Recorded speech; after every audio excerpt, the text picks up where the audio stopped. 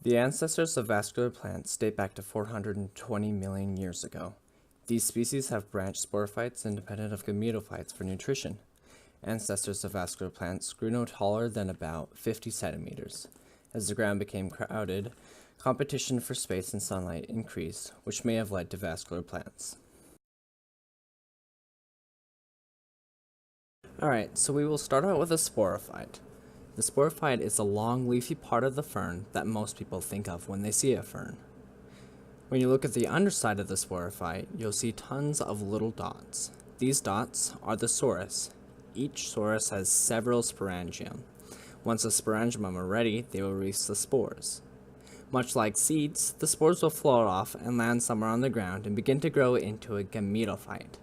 The gametophyte is a tiny structure that often grows on or just below the soil surface. The gametophyte creates the gametes. To do this, it creates two different structures. One is the antherium, which creates sperm, while the other is the archegonium, which creates the eggs. After the gametes are produced, there's one more thing that needs to happen for the sporophyte to be produced: fertilization. The ferns need water for the sperm to be able to swim to the egg. Since the gametophyte is so small, this can be easily accomplished by a small amount of rain or even the morning dew. After the egg is fertilized, the gamete will then grow into a sporophyte and repeat the process. One of the things that set vascular plants apart from their ancestors is the presence of vascular tissue. Vascular plants have two types of vascular tissue, xylem and phloem. Xylem conducts most of the water and minerals used by the plant. The xylem of most vascular plants contains tube-shaped cells called tracheids. Phloem is responsible for distributing sugars and amino acids and other organic products. The reason vascular plants are able to grow so tall is because they are lignified. This means that they contain the organic polymer called lignin. Lignified vascular tissue also gives vascular plants an advantage underground, as it gives the plants the ability to grow strong roots to anchor the plant into the ground, as well as to absorb water and minerals the plant couldn't otherwise find in the atmosphere. Leaves increase the surface area of the body of the plant to maximize the potential of the plant to carry out photosynthesis. Leaves can be classified into two different categories: microphyls and megaphylls. Microphyls are exclusive to lycophytes that appear to have appeared about 410 million years ago. Microphylls are thought to have originated from sporangia supported by single, unbranched strands of vascular tissue. Microphylls are small and usually spine-shaped, so they do not have the biggest potential for photosynthesis when compared to megaphylls. Megaphylls are the most common type of leaves among vascular plants. Megaphylls did not appear until about 370 million years ago.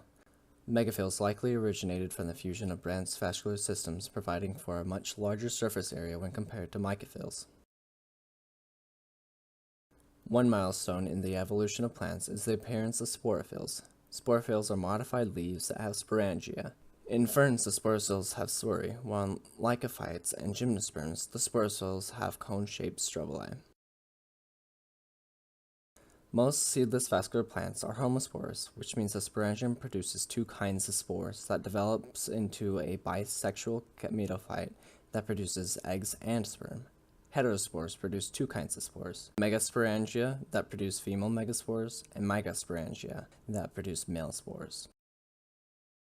When classifying vascular plants, we place them into two different categories: lycophytes and pterophytes. Today's lycophytes are small plants that often grow on tropical trees or temperate forest floors. Lycophytes include the club mosses, the spike mosses, and the quillworts. Today's pterophytes include ferns, horsetails, and whisk ferns. While they are very similar, they still belong to different phyla. Both lycophytes and pterophytes had a large significance in the development of Earth as we know it today. To understand this, we would need to take a look at the Carboniferous forests. Carboniferous forests were the first forests to exist on Earth.